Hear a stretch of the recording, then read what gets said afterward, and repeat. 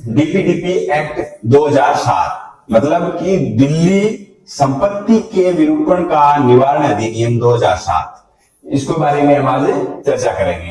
तो ये जो अधिनियम है 2007 में तैयार हुआ था और 17 जनवरी 2009 से पूरी दिल्ली पर ये लागू है। तो इसके बारे में आगे पढ़ते हैं। छोटा सा अधिनियम है ये, इसमें 7-8 एक धाराएं हैं, मुख्य रूप से 2 धाराएं इंपॉर्टेंट है इसकी, बाकी थोड़ी बहुत चर्चा सारे के बारे में कर लेते हैं। तो सेक्शन 1 इसकी बताती है एक्ट का नाम और विस्तार। सिंपल सी बात है, इसका नाम होगा दिल्ली संपत्ति का विरूपण का निवारण अधिनियम 2007 और इसका विस्तार पूरी दिल्ली पे होगा। ये इसकी धारा 1 बताती है। इसके बाद धारा 2 है। धारा 2 के अंदर परिभाषाओं के बारे में चर्चा की है। 4 परिभाषा दे रखी है। ए के अंदर परिभाषा दी है विरूपण की, यानी कि खराब करना, बिगाड़ना, डिफेसमेंट। तो विरूपण का मतलब क्या हुआ कि जो कोई व्यक्ति कोई ऐसी संपत्ति को किसी प्रकार से उसकी सुंदरता खराब करेगा, बिगाड़ेगा, किसी प्रकार की हानि पहुंचाएगा, कुरूप करेगा और किसी भी प्रकार की उसे क्षति पहुंचाएगा, तो वो कहा जाएगा कि उसने संपत्ति का विरूपण किया है। ये धारा बताती है, इसकी परिभाषा बताती है विरूपण की। उसके बाद बी में परिभाषा दी है उपराज्यपाल की, कि उपराज्यपाल क्या कौन होगा। उपराज्यपाल यानी कि एलजी, लेफ्टिनेंट गवर्नर, जो कि राष्ट्रपति के द्वारा अपने संविधान के अनुच्छेद 239 के तहत नियुक्त किया जाता है और 239 के अंतर्गत उसे मनोनीत किया जाता है, उसे उपराज्यपाल कहा जाएगा। ये बताती है 2 की बी परिभाषा। सी में परिभाषा दी है संपत्ति की। संपत्ति के अंतर्गत वो तमाम चीजें आएंगी, जैसे इमारत है, कोई दीवार है, चाहे झोपड़ी क्यों ना हो, उसको भी संपत्ति के अंतर्गत माना गया है। किसी प्रकार का भवन, कोई वृक्ष, कोई चबूतरा, कोई चौतरा, जो भी चीज है वो सब संपत्ति के अंतर्गत माना गया है। और डी में लेख की परिभाषा दी है। लेख क्या होगा? किसी भी प्रकार की छपाई, प्रिंटिंग, सजावट या फिर कोई अलंकरण, ये तमाम चीजें लेख के अंतर्गत काउंट की गई है। तो ये तो हुई अपनी इसकी परिभाषाएं।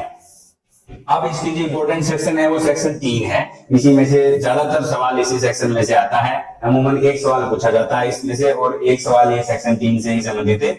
अधिकतर एग्जाम में ये 3 से ही संबंधित पूछा जाता है। सेक्शन 3 कहती है कि संपत्ति कोई अगर विरूपित करेगा तो उसे क्या सजा मिलेगी। सजा का प्रावधान किया गया है। उपधारा 1 के अंदर सजा दी जाती है उस व्यक्ति को जो संपत्ति विरूपित कर रहा है, तो उसे 1 साल की सजा का प्रावधान है और 50,000 रुपए तक उसके ऊपर जुर्माना लगाया जा सकता है। ये धारा 3 कहती है। उपधारा 1 के अंदर वो व्यक्ति जो संपत्ति बिगाड़ा रहा है उसको दंडित किया जाता है। उपधारा 2 के अंतर्गत बताया गया है कि यदि अपराध किसी प्रकार का कोई समूह है, कोई निकाय है या कोई कंपनी है, व्यक्तियों का किसी प्रकार का समूह है, उसके द्वारा, संगठन के द्वारा अगर अपराध किया जाता है तो उस संगठन का जो भी मैनेजर होगा, सचिव होगा या फिर कोई भी उसे संभालने वाला सभापति वगैरह होगा, तो वो व्यक्ति दोषी माना जाएगा। लेकिन उसको मौका दिया जाएगा कि वो ये साबित करे कि क्या उसमें वो शामिल था या नहीं था।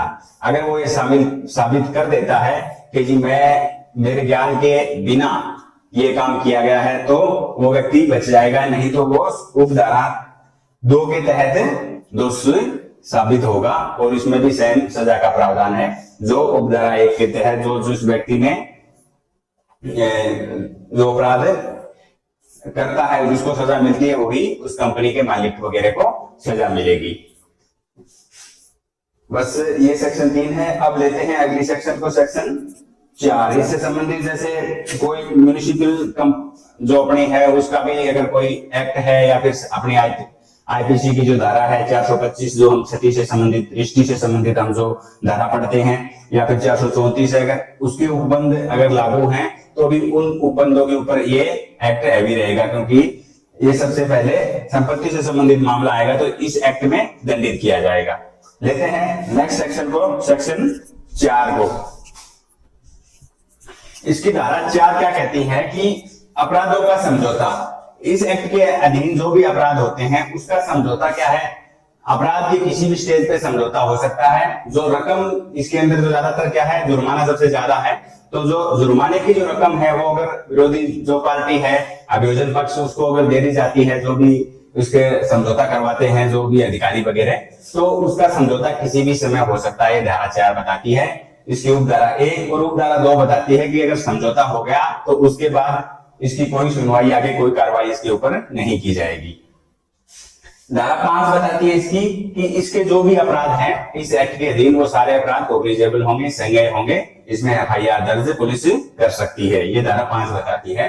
और धारा 6 बताती है कि जो एलजी है, लेफ्टिनेंट गवर्नर जो है, वो जैसे संपत्ति किसी की बिगाड़ी गई है उस वजह से, तो उसको जो लिखावट है उसको मिटाने की उसकी शक्ति है, उसे मिटवा सकता है लेफ्टिनेंट गवर्नर यानी कि एलजी।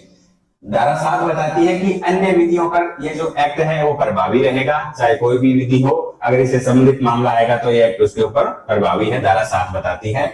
और धारा 8 बताती है कि जो जब से ये एक्ट लागू हो गया, इससे पहले जो दिल्ली के अंदर इससे संबंधित विरूपण से संबंधित जो एक्ट था वो निरस्त हो जाएगा। इससे पहले दिल्ली के अंदर पंजाब पश्चिम बंगाल संपत्ति विरूपण निवारण अधिनियम 1976 था, वो निरस्त माना जाएगा।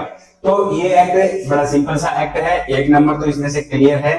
मुख्य बात याद करने वाली है, परिभाषा धारा 2 के अंदर बताई गई है, परिभाषा में वैसा कुछ विशेष है नहीं। मुख्य धारा है इसकी धारा 3, जो भी व्यक्ति संपत्ति बिगाड़ेगा 1 साल की सजा का प्रावधान है और 50,000 तक का जुर्माना लग सकता है, धारा 3 की उपधारा 1 के अनुसार। और जो अगर संपत्ति बिगाड़ने वाला जैसे कोई समुदाय है, कोई संगठन है, तो उसका जो मैनेजर वगैरह है उनको लेंगे धारा 3 की उपधारा 2 के तहत उन्हें दंडित किया जाएगा। वो धारा बताती है 3। मुख्य रूप से सवाल धारा 3 में से ही आता है। और कई बार सवाल पूछ लेते हैं कि इसके अपराधों का समझौता धारा 4 के तहत कभी भी हो सकता है, किसी भी स्टेज पे हो सकता है। एक सवाल इसमें से और ये बनता है धारा 6 का कि एलजी जो है लिखावट किस धारा के तहत मिटवा सकता है, वो है धारा 6। और 5 धारा बताती है कि इसके सारे अपराध है जो कोग्निजेबल होंगे, संज्ञेय होंगे।